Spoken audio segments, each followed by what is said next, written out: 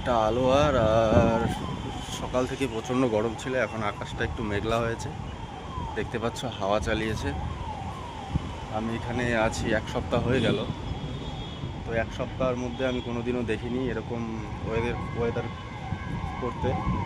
তো মনে হচ্ছে বৃষ্টি হবে, 1-2 ফোঁটা করে বৃষ্টি পড়ছে, আকাশটাও ডাকছে।